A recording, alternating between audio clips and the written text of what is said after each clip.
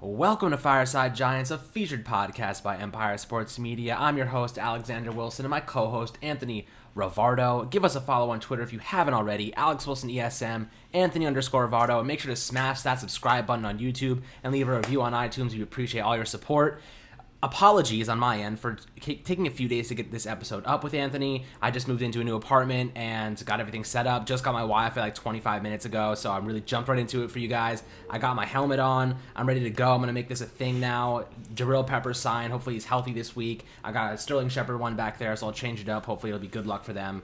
And, we got a lot to talk about, Anthony. We really do. I'm a little disappointed at most of the topics that we have to talk about today. And there's a lot to discuss with the Rams in Week 4 and what to look forward to in Week 5, Anthony. But how are you doing today, my friend? I'm doing good. It's the middle of the week now, so I'm starting to get over the Giants depression that I had Sunday, Monday, and Tuesday. Now it's Wednesday. I'm feeling a little bit better, but obviously I'm disappointed. We're 0-4. It sucks. We're at this point again where we have to talk about the future rather than the present because, I wish that we were good and we were competing right now, but instead we're very, very bad, and fans are already looking ahead towards draft prospects, and it's not even November. It's the first week of October. So it's very depressing, but, at least we're here to break it down and have some fun and try to enjoy the ride. Yes, sir. And you know what? I didn't want to have to talk about Trevor Lawrence, and every week the Giants give us another reason to, and I'm not going to do it this week because I've thought about it a lot. I really have, about Daniel Jones and this offense and really what has happened the past 4 weeks and who to blame. And there's a lot of blame to go around, I'll say that. And a lot of people are giving Daniel Jones a really hard time. He made a bad play against the Rams in that last possession. It was an interception. It could have been a better throw. He could have ran the ball. Everything is hindsight 2020. When you're in the moment, sometimes you make a bad decision. It is what it is. These are something that you learn from, you progress, you watch the film, you don't make that mistake twice. The problem with Daniel Jones is he's made it a few times already this year. Week 1 with the Pittsburgh Steelers, got sacked by Bud Dupree. That interception was game-changing. Week 2 against the Bears, couldn't get it done on the 10-yard line with 9 seconds left. Missed a throw, threw to Golden Tate, just completely whiffed on it.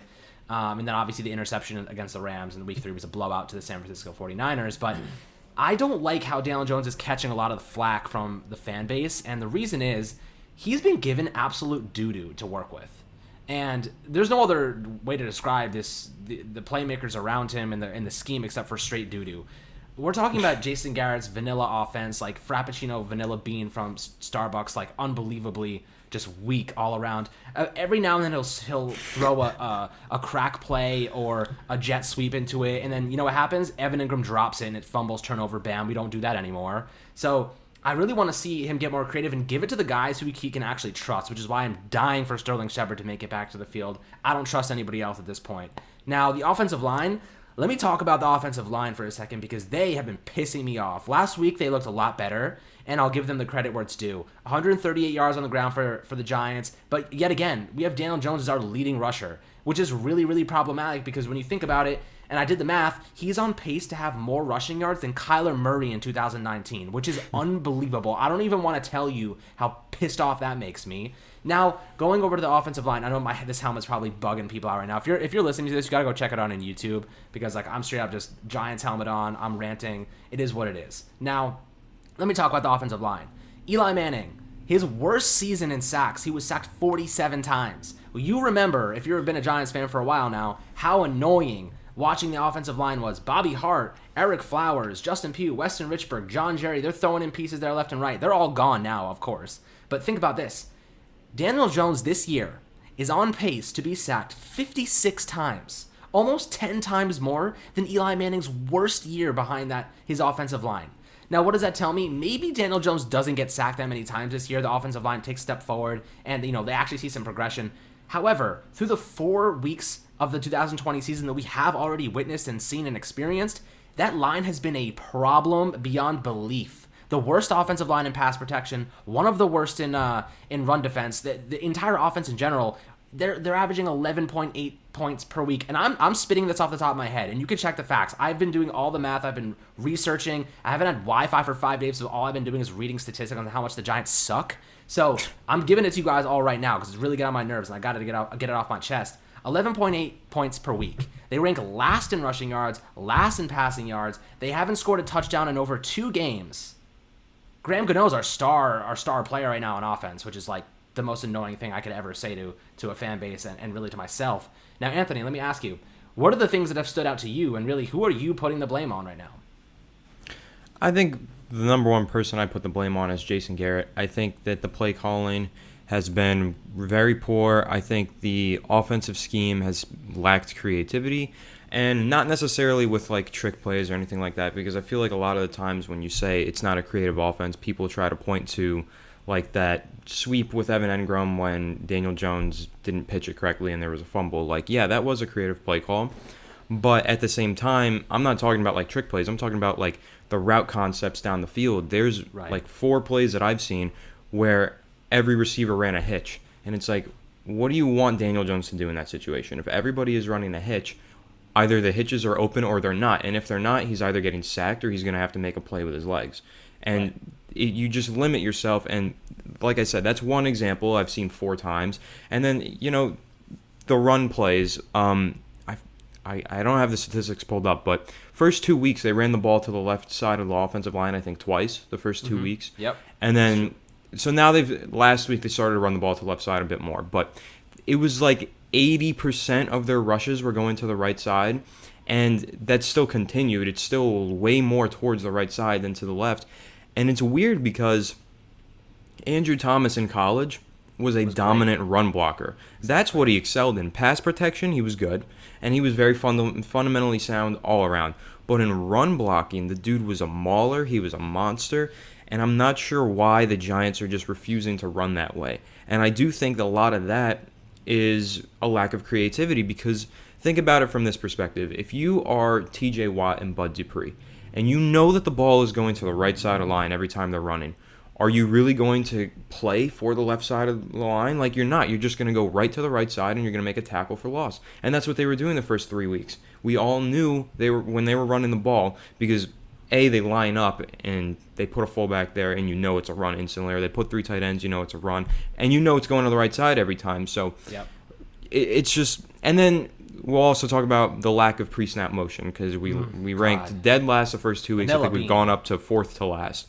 There's no motion. There's no creativity with that.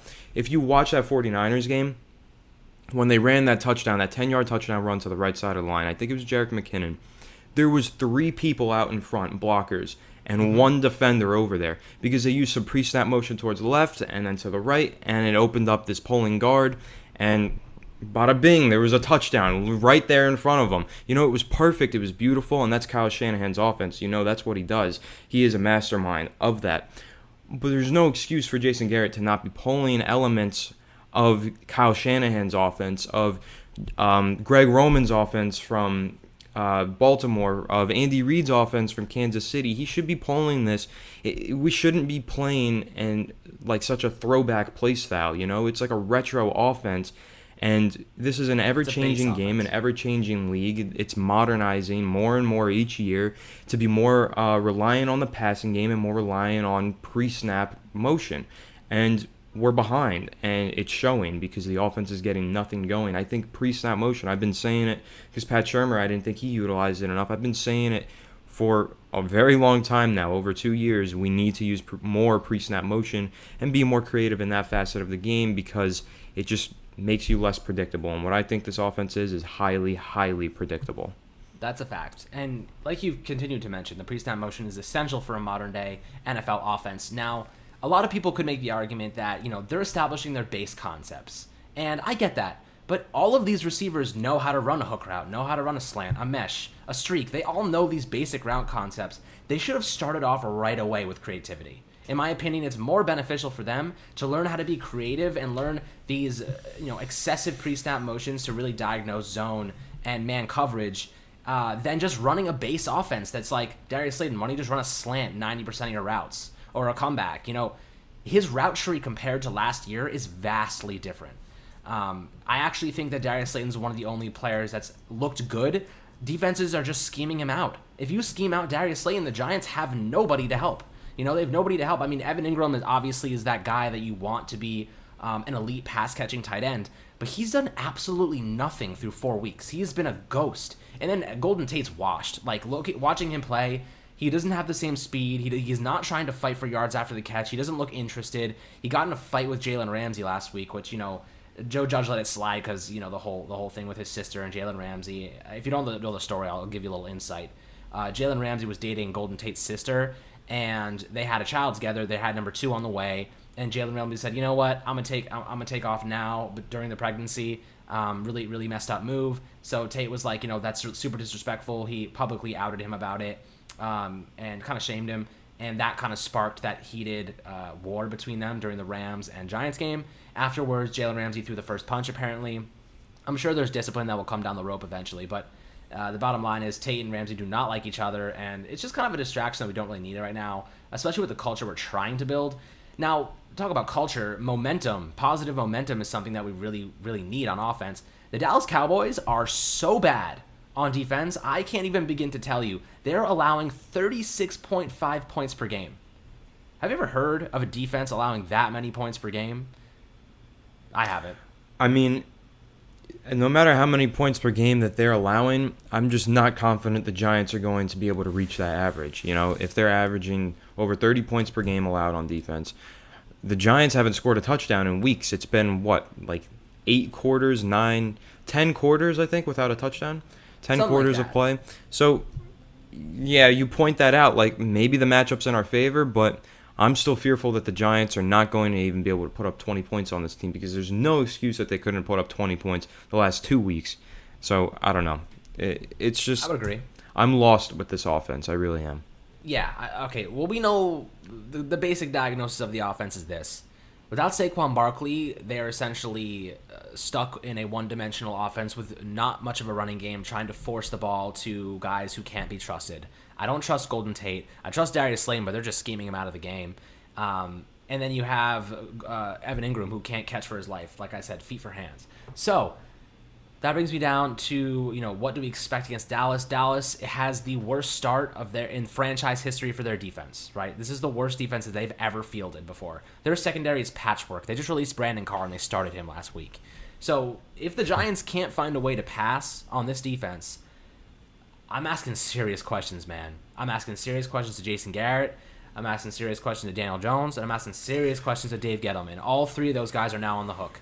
So how does that result, in the future if this continues? If you can't produce points against an offense that bad, or rather a defense, my apologies, you have to start looking toward another manager, another GM, and that's something that the Giants are quickly approaching. This is essentially Dave Gettleman's retirement year, his last hurrah with the Giants, and if they bring in somebody else, you better know that they might go with Trevor Lawrence or Justin Fields or another guy. That's just the reality of where we are right now. They might want their own guy. They might pull Arizona Cardinals, Cliff Kingsbury, and Kyler Murray move, and then get rid of Josh Rosen type, Daniel Jones-esque type of thing. So we have a lot of football left to play, and that kind of leads me to the defense, and I really want to talk about the defense. They have been just unbelievable so far this year. James Bradbury and Blake Martinez, man, holy crap. What the 2 best free agent signings we've had. I can't even remember the last time. Since Dominic Rodgers-Cromartie. That was literally a good one. Since DRC, and even Janoris Jenkins in his first year. Jenkins was good too, yeah.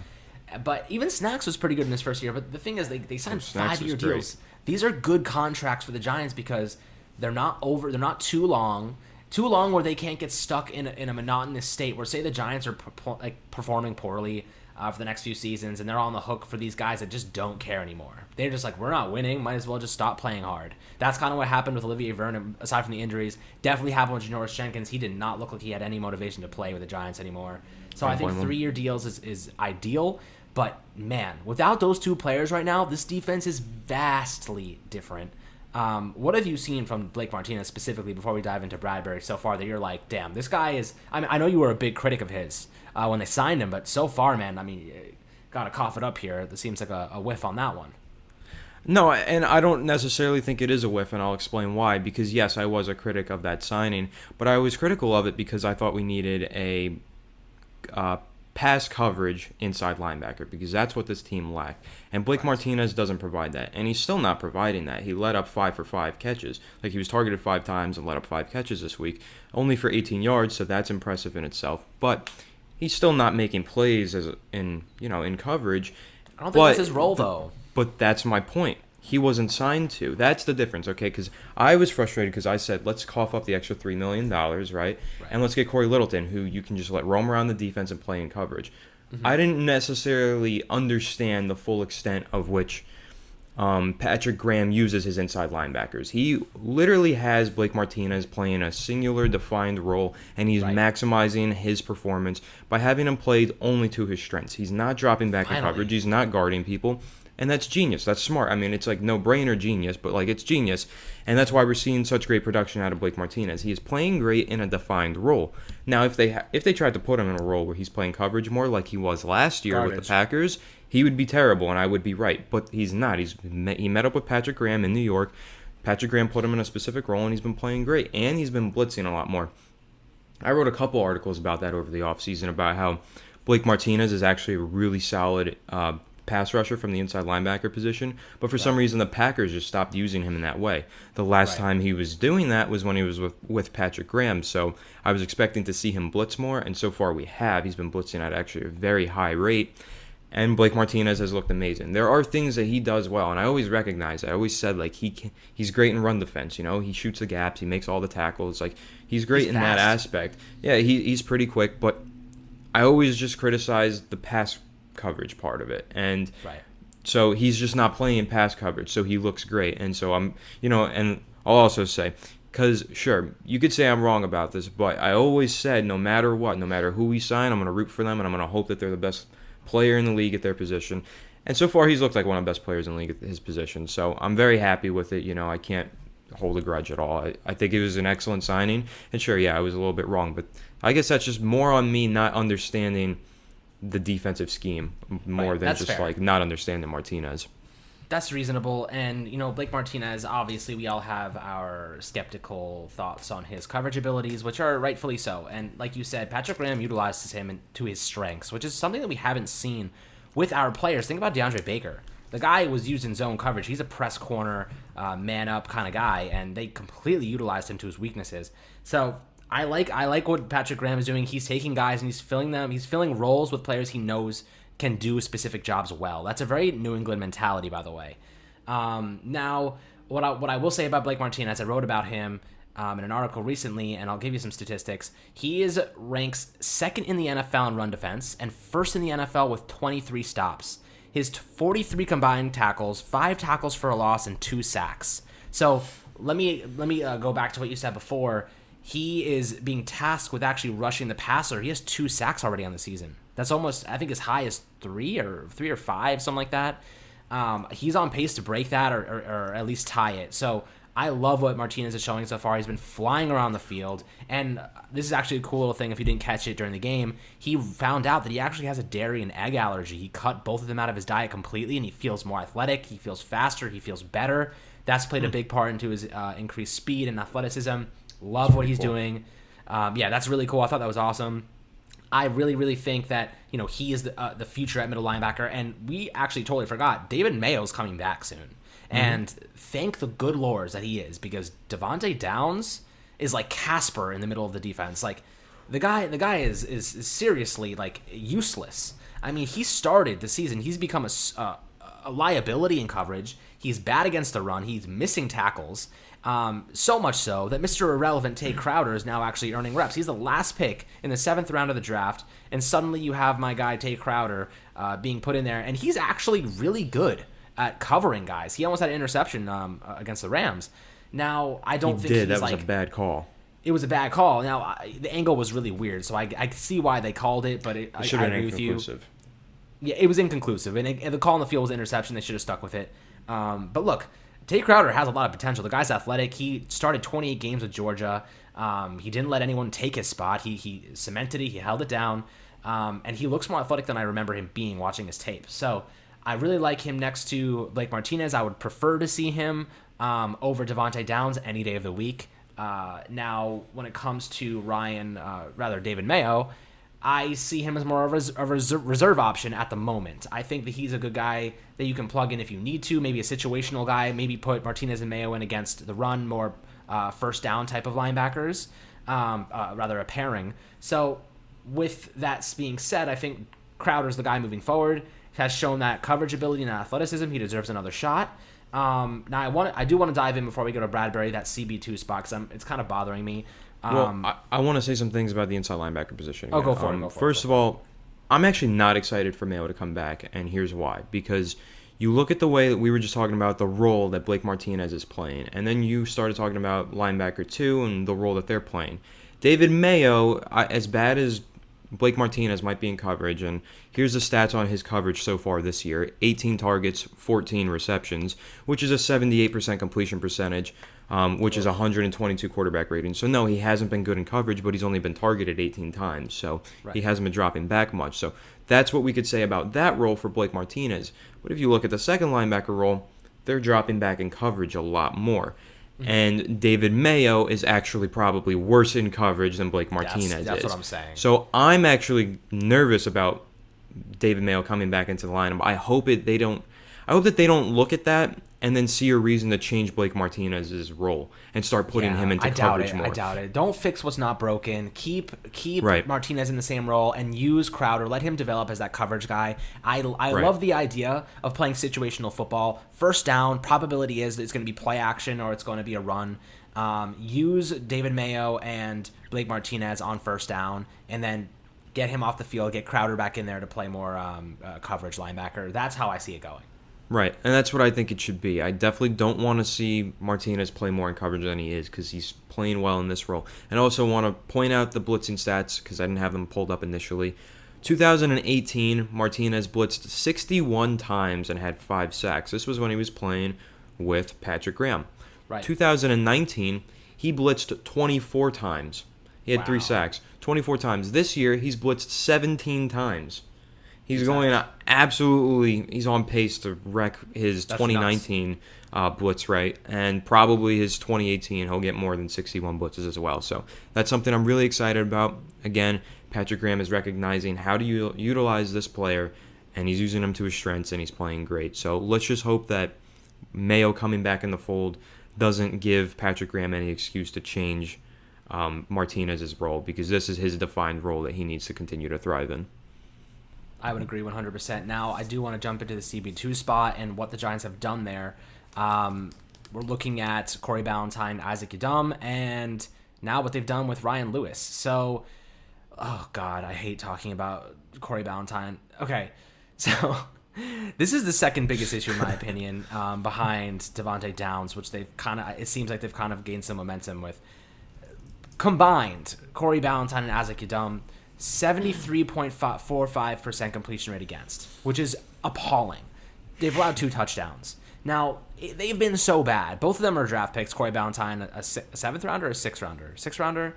And Yiadom is a 3rd rounder. Have already been replaced by undrafted free agent Ryan Lewis. And he looked pretty good last week against the Rams. And the Rams have some elite slot talent in Cooper Kupp and Robert Woods.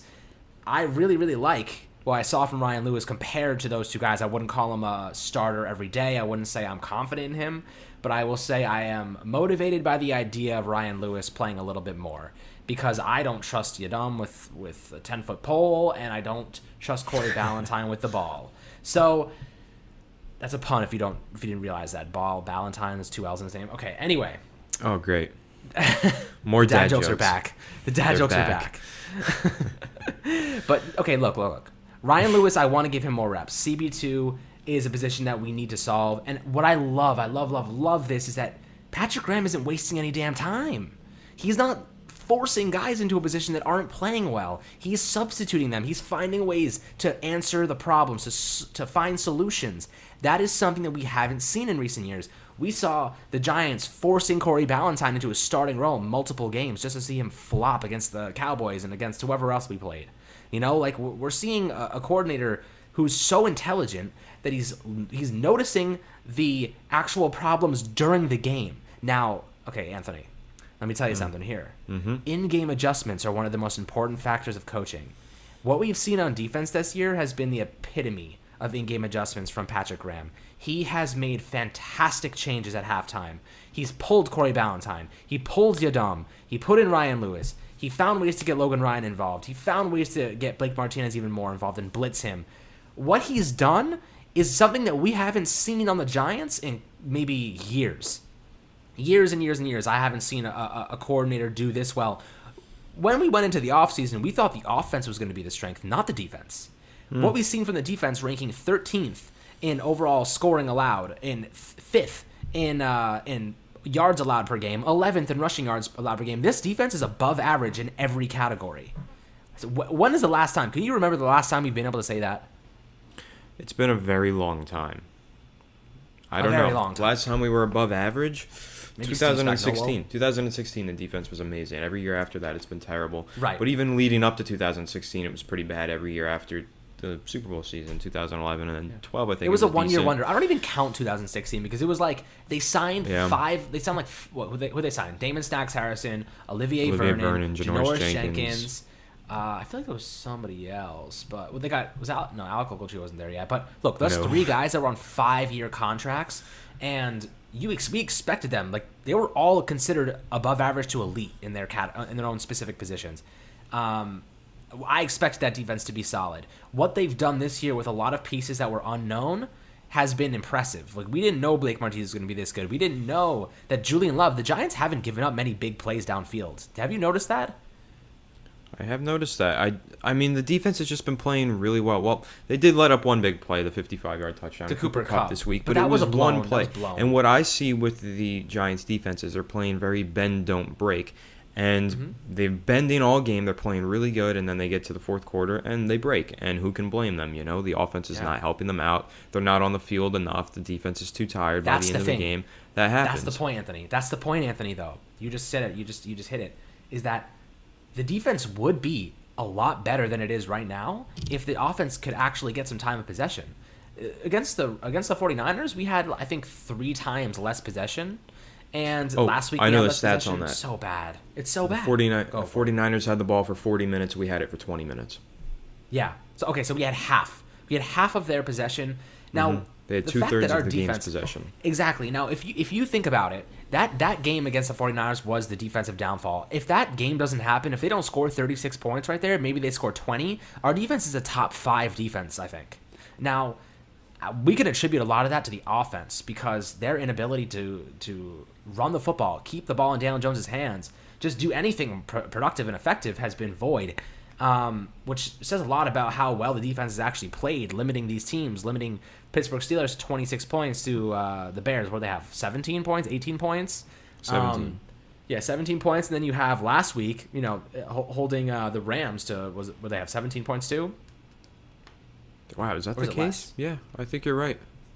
Was it? Yeah, I think it was 17-9. So think about that for a second. With all the bad that the offense has done, the defense has really stepped up, man. I am very, very impressed with this unit. I am super excited to see how they progress because when Xavier McKinney comes back, when David Mayo comes back, if we sign somebody or draft somebody, another cornerback next year, we're talking about a unit that could be top 10. And all we need is our offense to be average, and we're winning. We're winning 50% of our games at least, in my opinion. Yeah, I mean, the defense, if this is sustainable, that's the question. Is it sustainable? Are they going to continue to play at this level? I do think that they can just because of the coaching aspect. We've been talking about it. Patrick Graham has done an excellent job. A lot of disguised blitzes. He's been very creative defensively. We can't say the same for the offensive side of the ball. We've seen a ton of creativity on defense, and we haven't seen any of it on offense. And, there's correlation to that. There's also correlation between the teams in the NFL. I think it's like the Jets, the Giants, the Broncos, the Texans, the teams that are using the least amount of pre-snap motion. They're like all 0-4 right now. The Giants, they're one of them. And then there's the teams that are using the most pre-snap motion, which are the Chiefs, the 49ers, the Ravens, some of the best teams in the league. They're using a lot of pre-snap motion. They're winning. There's correlation. That correlation doesn't always mean causation, but there is some indication from that. And so when we're looking at the long-term future of this defense, I think as long as Patrick Graham is here and he's coaching the way that he is, we can at least expect it to be an average or above average defense. But you look at the offensive side of the ball, as long as this scheme that Garrett is utilizing continues to be the way that it is, we're not going to be an average offense. It is inexplicable that we haven't scored a touchdown in over 8 quarters, 9, 10 quarters, whatever it is. But it's very impressive that the Giants have only let up 1 touchdown to the Bears, 1 touchdown to the Rams, and The defense has been a really pleasant surprise, and it's something that we can hang our hats on and say at the end of the season, if this continues to go at this path, at least our defense has really improved from last year. Agreed. I 100% agree. And I just kind of want to talk about one specific topic that has been all over Twitter today, and that is Dwayne Haskins being benched. And how does that compare to Daniel Jones? Now, before, I'm just going to leave a disclaimer. Both teams suck, okay? Both the Giants and Washington are just garbage. Their defenses are really the strong suit, so the offenses are really the focal point here. What I've seen from Daniel Jones compared to Dwayne Haskins has been drastically different. I see Dwayne Haskins as a guy that doesn't really understand the playbook. I see him as a guy that misses throws consistently. And what I've seen from Daniel Jones is that he does know the playbook. He does hit throws. Just the past 2 games have been a little bit disappointing and kind of unnerving, I guess you could say. But I actually listened to Dan Orlovsky today talk about Daniel Jones and what his problem really is. And he actually hits it on the head. I didn't really think of it this way. He says his biggest weakness is that Daniel Jones he gets very single-minded when he's in the pocket. He's really good pre-snap. He's not good post-snap. And what I mean by that is he sticks to his first read for too long. He stares down receivers. He's not really good at being creative, doing things on the fly, which is why he kind of stares down his wide receiver, his first read, and then he kind of stutters for a second. He double clutches, and then he'll take off running.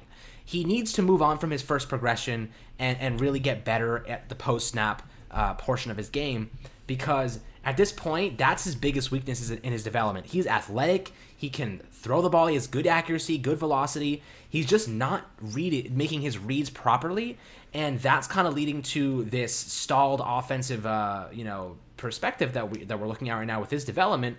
Not a lot of people feel like he can be the guy, which is why the whole Trevor Lawrence debate keeps coming up. I think that Daniel Jones can be the guy. I just think his mental side of things, his ability to be creative and make decisions on the go, has to get better.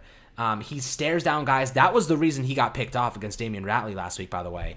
He stared him down for like 4 seconds. The cornerback is looking him in the eyes, and he just reacts. It was simply reaction and interception, in my opinion. Mm-hmm. And Daniel Jones will get better at that. That is reps. He had his 16th game last year, which makes him essentially a rookie, and he's already had to learn 2 playbooks. And people freak out about this. And you look at Peyton Manning, who had like 30 interceptions in his first year. And obviously two different players entirely, but turnovers aren't indicative of a player's future and how good they can be. It really is a product of you're just not reading things right. The players around you are poor. Like I said, the offensive line on pace for 56 sacks this year. He's without Saquon Barkley, without Sterling Shepard. Evan Ingram's a walking drop. I don't really know how else I can get it across that Daniel Jones is a good quarterback. He is just missing that one side of his game, and there's not a lot of people doing him any favors. I just don't think he trusts his wide receivers enough. Now, what the Giants are doing to him is eerily similar to what they did to Eli Manning, and why Eli Manning ended up having to retire and really just waste the final 3 years of his career. Eli Manning had a terrible offensive line. He had basically no running game. He had Orleans Darkwa a few years. The only saving grace was OBJ for Eli Manning. If you give OBJ to Daniel Jones, this offense is 100 times better. And that's kind of the position we're in right now. Like, was it worth it? I think it was, still personally, because I love Dexter Lawrence, and I think Jabril Peppers is still a very capable player. And I think the distraction of OBJ and what he brought to the New York media, it wasn't all his fault, by the way. The New York media is absolutely vicious, and they really just brought it out of him. So with that being said, I think that we do need a wide receiver 1. I don't think Darius Slayton is like that elite guy. I don't think he's going to get open like that. He's not a DeAndre Hopkins, Allen Robinson. He's not going to do that. But what do you think about this? Do you think that the Giants go out next year and draft Jamar Chase, or do you think they go out and maybe sign Allen Robinson or Kenny Golladay? I mean, I think they have to address the wide receiver position somehow. I don't know how they'll do it. I do think that Darius Slayton's highly talented. I think he's raw. He's definitely not ready to be a number 1 receiver, but he doesn't really have a choice. That's the state of the roster. I do think long term, and I've been saying this since last year, Darius Slayton is going to be a really, really good number 2 receiver. And then you got to find his number 1. If Odell was on this team, Odell and Slayton, and you had Shepard in the slot, amazing. It would be nasty. It would be, it would arguably be the best receiving core in the league, but you don't have that. Odell was traded. Personally, I still don't really know if I think it's worth it. I think Odell is such a talented receiver and such a playmaker. And I think that he can really change an offense, whereas Dexter Lawrence, I think, is such a consistent and great player. I'm not sure if he changes your defense necessarily, since interior defensive lineman is sort of a expendable position. Of course, having a very good interior defensive lineman is very important. I think we have that in Dexter Lawrence, but that's a whole nother debate for another time. I don't really feel like talking about Odell too much. Agreed. I want to talk about Daniel Jones though a little bit, because we started this segment bringing up the Haskins benching, and the Haskins benching is interesting because I do feel bad for the kid in a way, because I was a big fan of him pre-draft. I thought he showed a lot at Ohio State. He definitely had a solid processor. He was able to read the field well, and whether you thought he had a big arm or not, I don't really think he did. I thought that he was smart. He didn't put the ball in harm's way. He knew what he was doing. That's like the thing that we haven't seen in the NFL so far. Like, we've seen him make a couple of throws that were like pretty mind-boggling, like super great throws, and mind-boggling turnovers, whatever. But we haven't seen him read the field as well as he did in college, and it's a little weird. Right. It's like, is he not working hard enough to learn the defenses? He kind of just looks cocky, in my opinion. Is the pro game a little... He looks arrogant. Is he cocky? Is the pro game a little too fast for him? Is it because he's had 2 offensive coordinators in 2 years? I don't know. You might have just nailed it there. I think it's too fast for him. I think it might be too fast. Offensive coordinator issue, but that's also one that we can apply to Daniel Jones. Now, of course, I was expecting a breakout year from Daniel Jones this year. I thought he would really take that next step. So far, we haven't really seen it. I thought the first week and the second week, I guess, we saw it. The last 2 weeks, we haven't really seen it. Now, I'll say against the Rams, he had some throws. Film breakdown coming soon. He had some throws that some of the best throws of his career. He made some great plays. But it was eerily similar. That last drive against the Rams, where he throws the interception, throws the game away, is eerily similar to the drive that he had against the Steelers, where he threw the ball away, interception to Cameron Hayward. Now, both of those drives, if you look at them without the last play, those look like some of the best drives of Daniel Jones' career. He made decisive throws, bullets, accurate, clutch moment. Against the Steelers, there was like 3 third and fourth downs that he converted with pressure in his face, no problem. But then you get down to that last play, and he makes a boneheaded decision. He throws a pick. And again, it's like you mentioned, he locked into his first read, and he couldn't get out of it.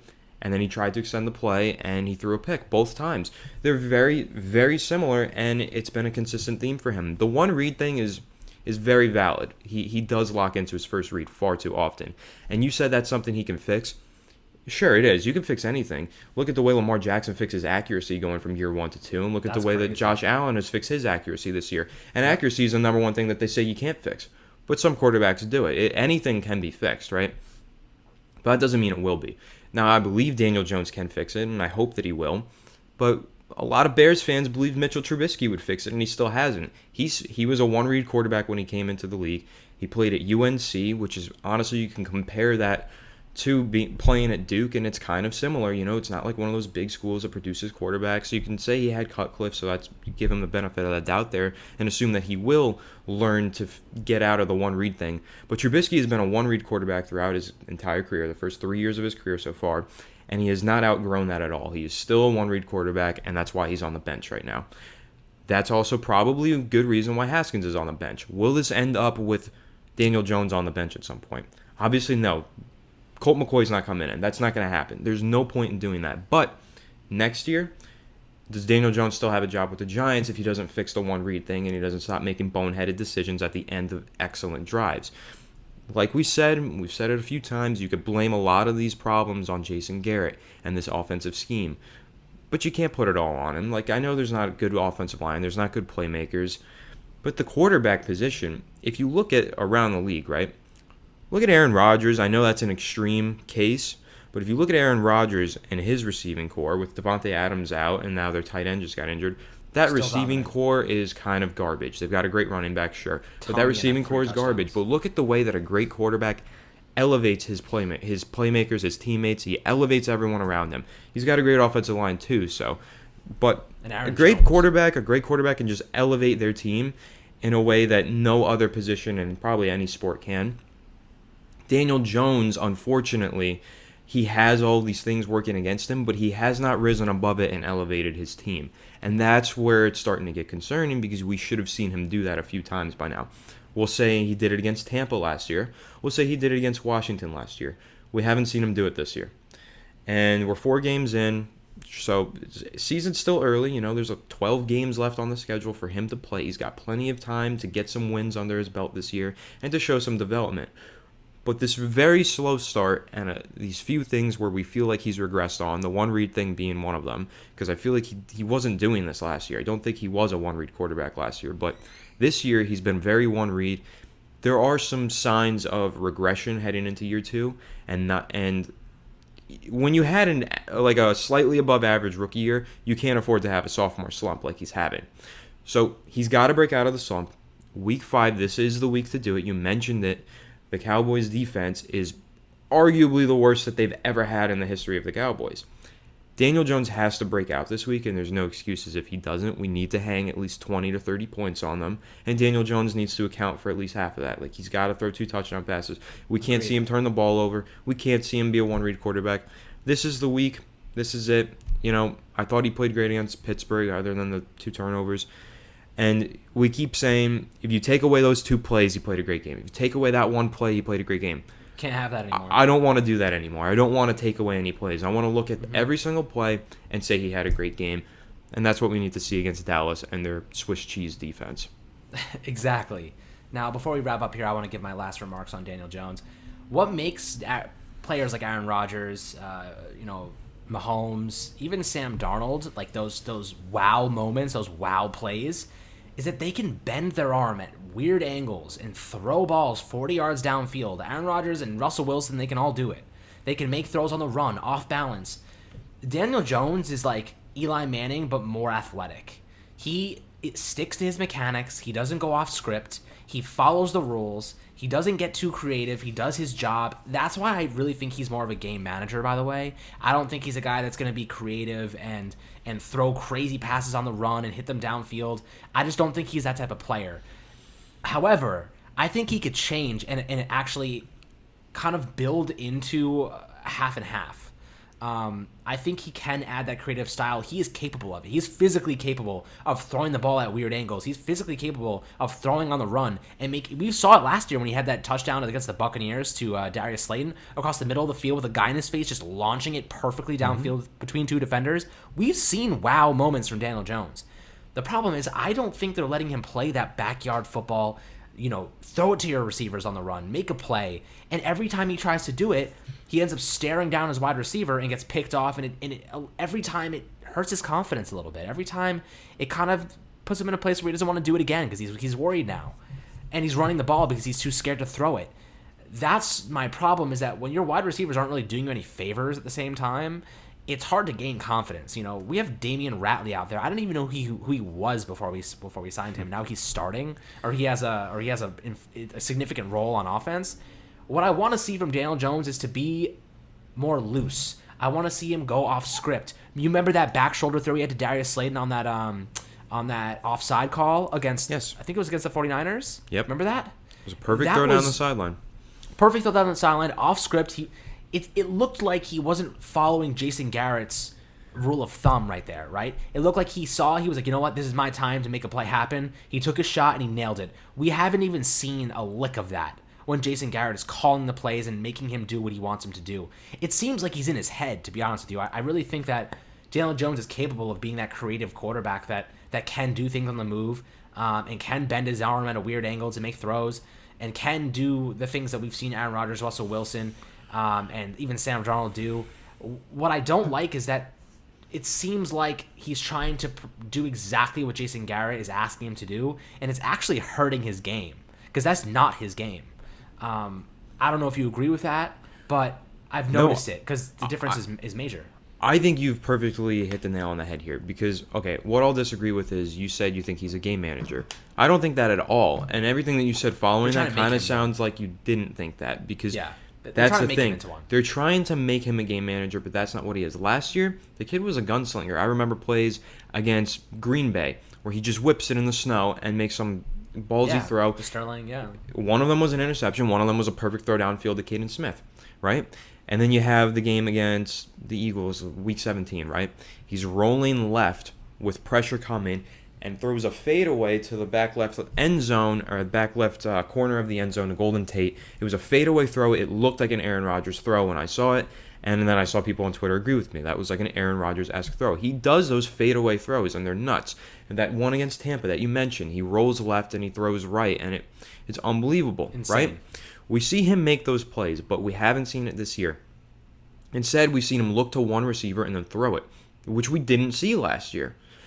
I think that this new offensive scheme is confining Daniel Jones. They're trying to rein him in because I saw the turnover numbers, and they're like, we need to get these down.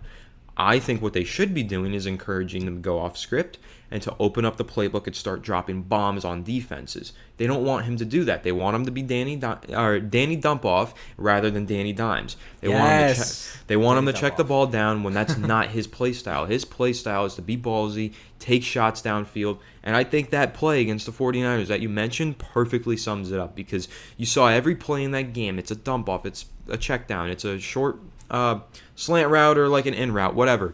And then the one time he's off script, right, because it's offsides, he whips it downfield and makes a perfect throw down the sideline. Now imagine if throws like that were actually worked into the offensive scheme. If he was allowed to throw that back shoulder fade to Darius Slayton, we might have a few more touchdowns on the board. We might have actually one touchdown on the board at least in the last 8 quarters if he was allowed to make plays like that.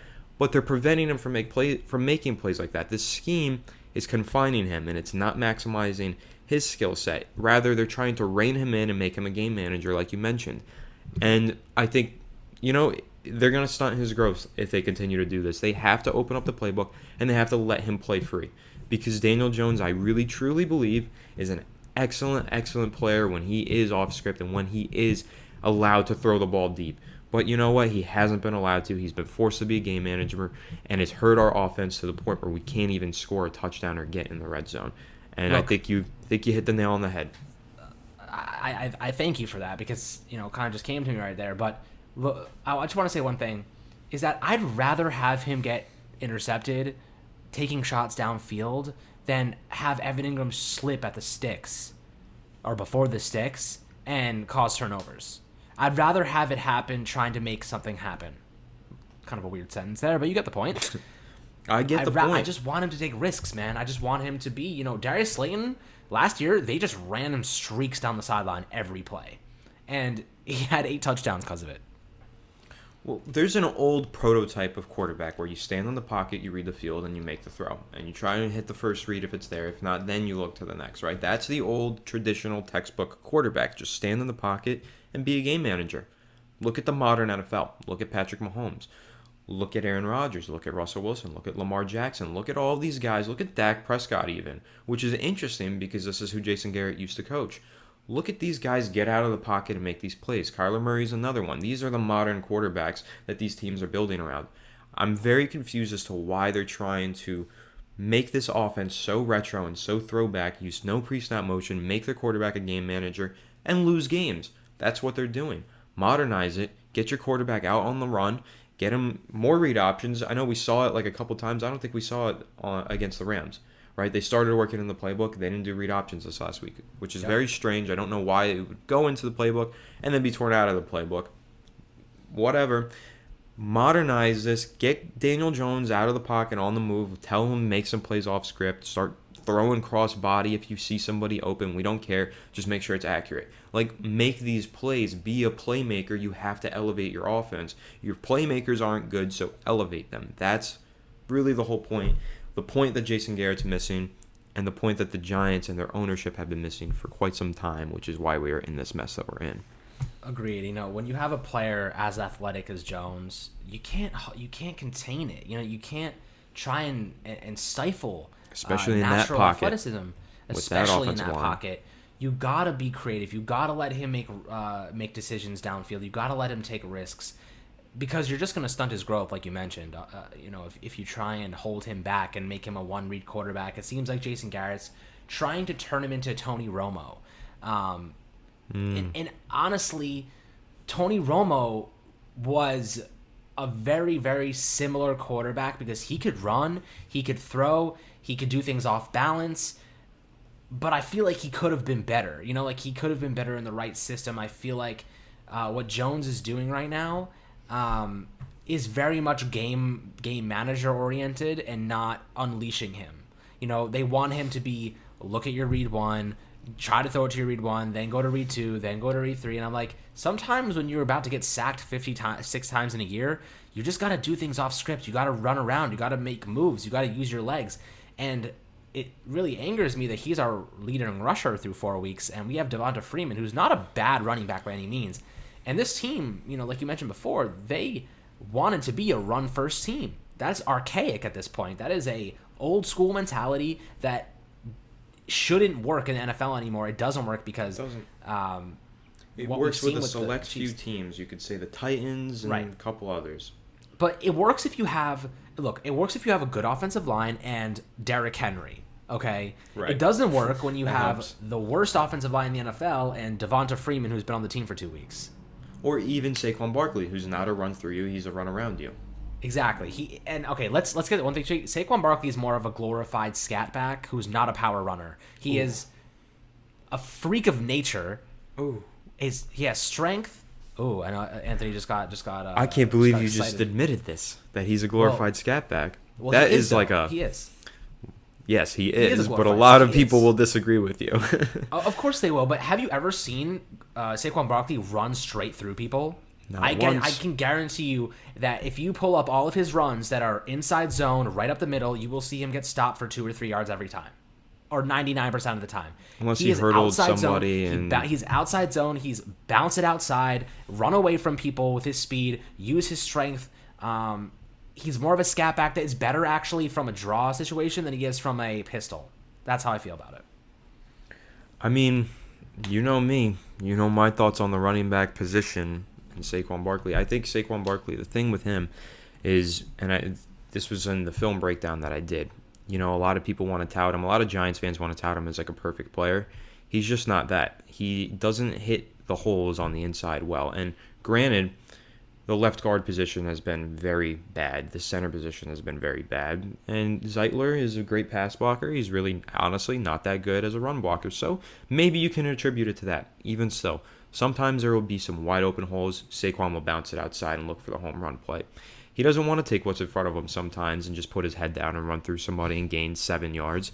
A lot of the times he wants to gain 25 yards, so he tries to bounce it outside. And then, of course, a tight end gets block shed and we lose 3 yards.